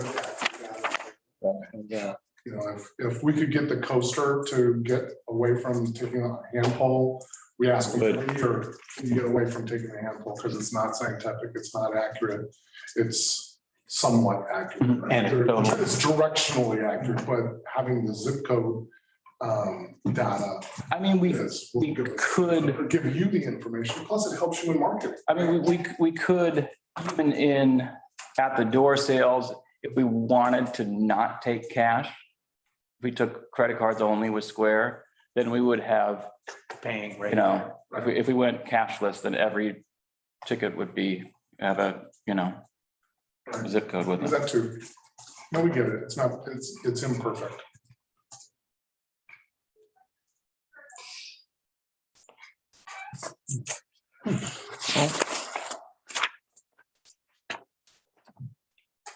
So with the money we gave you last year for the hall renovations, what still has to be done? You told us what has been done. Is there work, is it all done or is there still work to be done? We need to paint. I have a volunteer, a contractor friend who's going to, we tore out this old, there was this crummy, what do you call it? Just a shelf kind of. And a contractor friend of mine has volunteered to put in a nice slab shelf, but that's going to be, at his, as we know, contractors are very busy right now. So at some point this summer, he's going to install us a nice shelf and then painting, but then that's it. Okay. So we're still waiting on a couple of fixtures, like all the tracks are installed, but they didn't deliver all the lights themselves. But those just plug into the tracks, so that's, So what, the order is in. with the actual financing of that, because the original estimates got shredded by reality, it sounds like. And we found a way to make it work. We spent 1,000 plus of our own because we wanted to add those track lighting of we came to you just looking for LEDs and we covered the difference.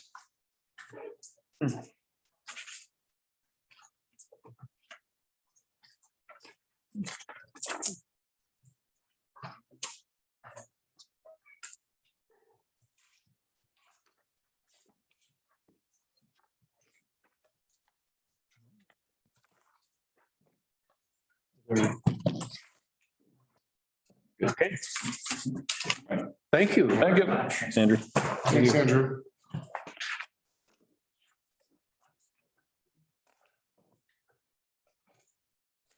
These have all moved along pretty swiftly. Yeah. We may want to think about the next round, whether we want to cut 5 minutes out of the allotted time for everyone. So Well, is it it depends in part on the number.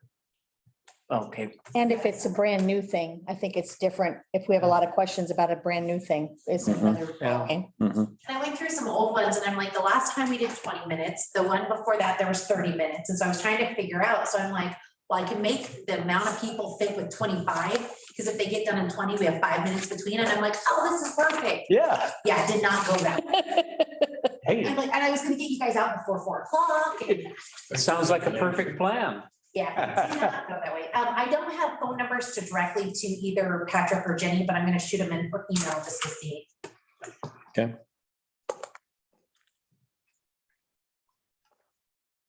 To be as late as possible, so they can go away. I had a lot of people that wanted to be early and late, Ah, and that's where it kind of, Juggling act. And you said we don't do no late. Want to do it again. Okay. There's a reason they pay you so well. Oh, look at Rusty working the camera. Aha. He's like a drone operator. I'm a little remote. Secrets revealed. Uh-huh. Enjoy it. That looks like you got some. now. Yay. Okay, are we recording? Yes. Okay, we are back. Patrick and Jenny, welcome. Thank you. Hello. Hello. Well, we're looking at your application. Can you give us a rough overview and we'll get down into details? Well, we're looking for our 2022 season to celebrate our 50th anniversary, to offer a monthly concert series featuring both local and Portland-based groups, culminating in a big performance in May hopefully with Pink Martini. We're also working on, Jenny and I have been discussing this, we're going to be working with the groups, with their, I can't think of the right word, their own web-based fans. And probably we're going to try something different, which is we're going to try to offer the tickets for the events to the people outside the 50-mile radius first, and see how many of those sell, working with the groups, working with their fan base and our own marketing. And then after a certain time, we yet to be determined, then we would then open up the sales for locals and for other individuals. Again, in an attempt to encourage people to purchase tickets who aren't in the area, is part of our reason for that. Not a bad idea. And that's kind of the summary. Instead of 2 events, you're looking at doing monthly from starting in September to the end of May. Is that right? Starting in January and then going through May, and then probably nothing in June, July, August, and then picking up again in September, going through December. So I think we were looking at nine events in that respect. But for the specific purposes of the grant, it's actually 4 artists and groups, and then culminating in Pink Martini, which makes the 5th, ending in May. Yeah, that's here. Seeing it, Under spot right here, Julie, in the spreadsheet, the spec. getting there. Where the Pink Martini, Okay, there, that's what I was missing. where they tell you and I how to get tickets to the. Yeah, right. Get online quick. Okay.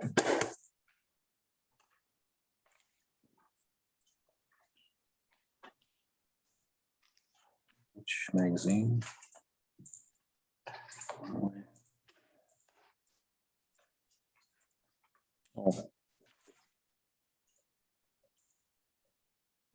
Oh, I see. So the Skies, the Broadway Across America program is still printing. They're still around.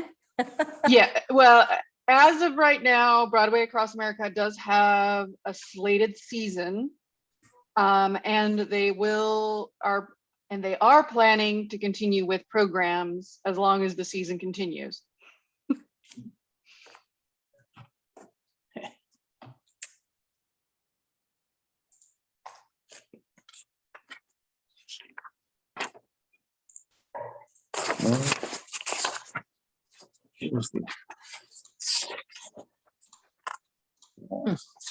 The ask is 49.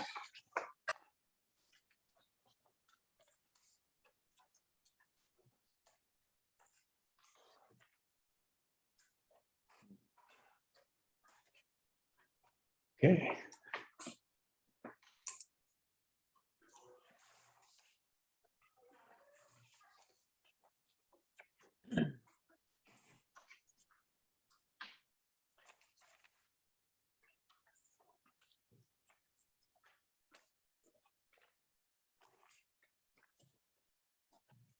You have a crystal ball to guess at the attendance for your concert series, or like Pink Martini might be the most easily predicted.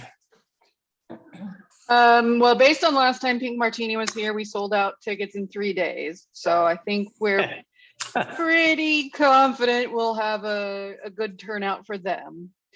The other artists and group, depending on the group, Patrick, correct me if I'm wrong, we usually try to estimate about 75, depending on the time of year. So, it could vary from maybe a January concert versus an April concert. Yes, that's correct. And also, I think this attempt to address their fan bases is going to probably help a lot with that, with those sales.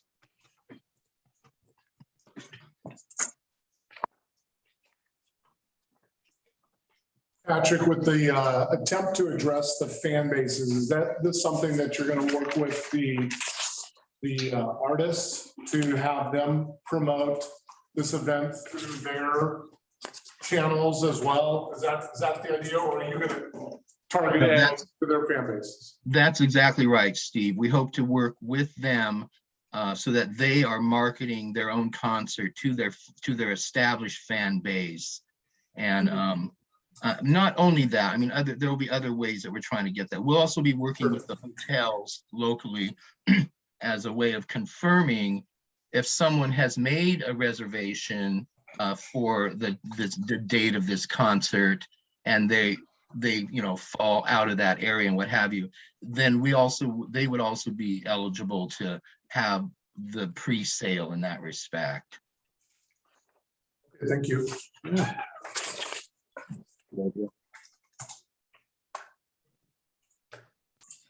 I do like that pre-sale thing because it overcomes one of the problems of all of us locals booking the tickets the moment they're out.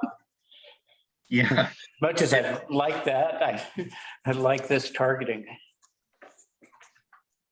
I think it will also help with some of the lesser known groups, although they're really only lesser known possibly on the coast. They're well known in Portland, and some of those groups, I think, through this method, I think their numbers should increase also. That would be my goal.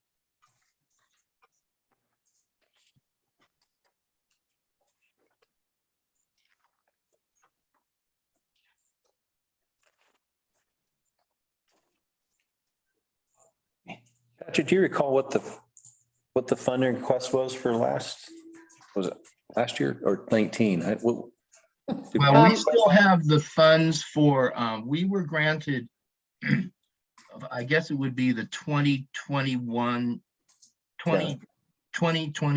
season. We were granted the monies for the two events. One we had proposed to do in, I think in June, which will not be happening. The other one we proposed in September, which is very unlikely that it will be happening. So those dollar amounts were, oh gosh, I want to say around 40,000. I don't know if I have the figures right. No, last year we requested 49,600 and we were given for the 2021, 2022, $22,729. Oh, thanks, Jenny. Which are all coming back to us, I bet. Yeah, anything that we didn't use. Now, we did use, I think, a small amount of it for some of our marketing or something. I have to look into that, but almost all of that's coming back. Yeah. And I don't know exactly, I don't know if you guys are going to invoice me for that or how that's going to work. Typically, you can just write a check and give it to the finance department, and I'll let her know that it would be coming. Okay. That's what Tracy did. Should I hold off on it in the very off chance that everything becomes beautiful again and we can do a concert in September? Well, is there like a normal deadline for return, or how does that work? It's such a new practice. I don't know that there's any criteria set up for a normal deadline. That might I be a would question for Bruce. Also hesitate because September looks like it's got some potential. Right. You might be able to, write the first check, but in your evaluations of what's actually been expended, we're going to be heavily reliant upon your accounting and our perusal of that eventually. But I'd wait if there's an opportunity for September. Okay, that sounds great. And we do have it all recorded with no problem. I'm not sure that the police department and the city agree with me, but that would seem reasonable because there will be an eventual accounting. Yeah, I'd wait and see. Not a burning desire to, Right. we don't need it. I mean, not a desperate desire to get it back. Wait and see if September works. Great. There's potential to still have it. Yeah, I'd like to see it happen, so that'd be great. I mean, it's still in the future, so it's not like where we're past that, get the money back. Yeah. It's still good. Yeah. That's right. Because I think the basic idea is our best investment is the actual thing that could happen. Right, and I think people want things to happen, They do. Yeah. right? I mean, we've heard pent up demand, Yep. from basically everybody. We saw in the report today how close Clatsop County is to, I mean, things should get better this summer. So Patrick, I had a question. I'm just making sure that I'm seeing this correctly. So the Pink Martini concert, essentially to have that is $23,000 for one night. That's a one night show? Yeah, that would be one event. Yeah, that covers the costs of the band itself, which is around 15 to 20. It covers the sound, that covers the hotel, all the food, all the various other costs involved. Contract items. And so like ticket price on something like, I didn't go to the last one, is it? If you do the math and divide it by, and I know you have a little bit less than 200 seats, but you do it by 200 seats, about $115 a ticket. Was it? No, we'll be doing, we probably won't exceed $100 per ticket for that Pink Martini event. And we have 198 seat. Yeah, so I just Ballpark. ballparked it. And where the other four, obviously not So as it's gonna well. lose money. I mean, that's, Yeah, it's gonna lose $15 yeah, per person times 200. So we'd be buying image and yeah. Yeah, And then, Martini and Cannon Beach. yeah, and I'm just trying to understand that. I mean, Yeah, yeah. it's not with you, play is not a recoup your cash. It's what do you get for the investment on the city's behalf of that? Because, right, Well, if we get 100 hotel rooms. Yeah, that helps. That's right. Yeah. It definitely does. And buying, hitting the shops and the restaurants and all that. So I'm just trying to put numbers to that. Whereas the other four, it averages about $17 a ticket. I don't know what you charge for them. Obviously wouldn't have the draw, but it's something going on in town. It's giving people something to do. And like we always talk about, either bringing them back or having them tell two friends about Cannon Beach. conceivably it could generate just as many room nights as the other event at a lower cost, but the combined image building of, who these people are, builds up over time. Yeah.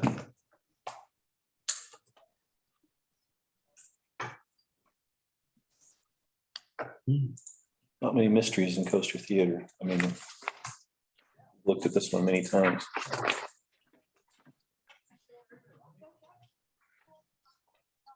Same as not having Jenny here in the room, but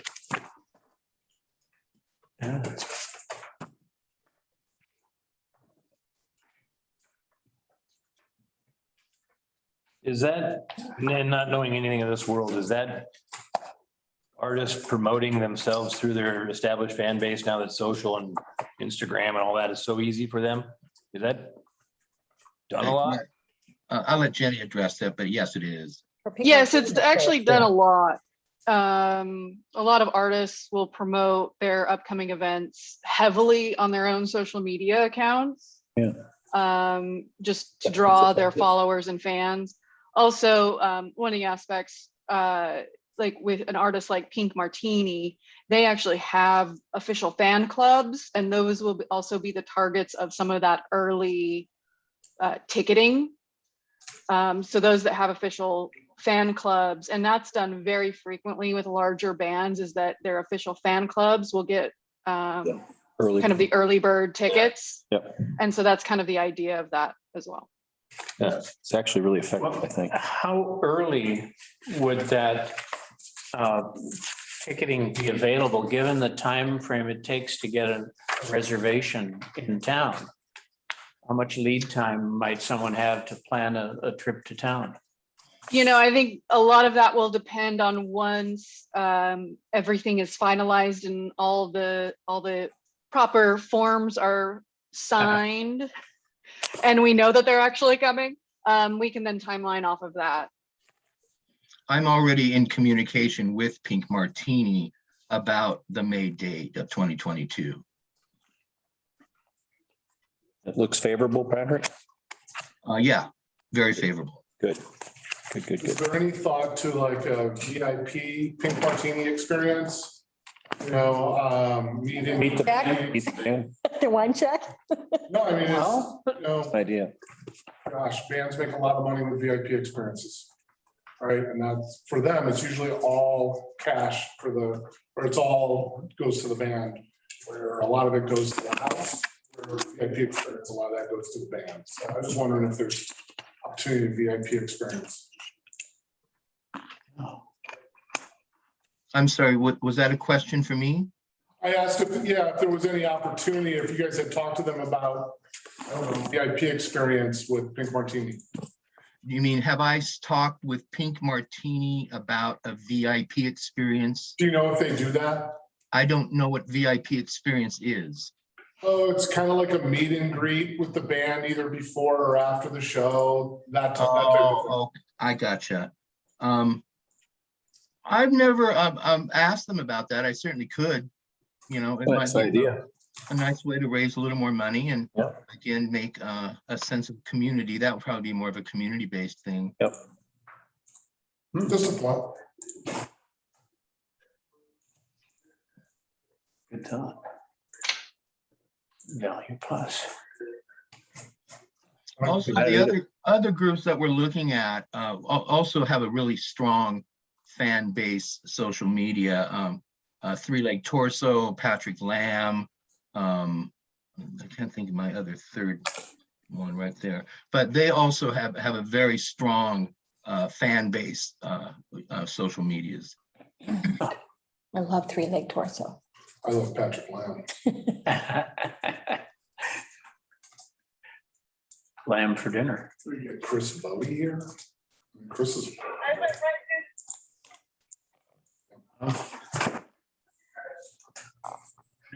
Good. I'm good, Jim. Me too.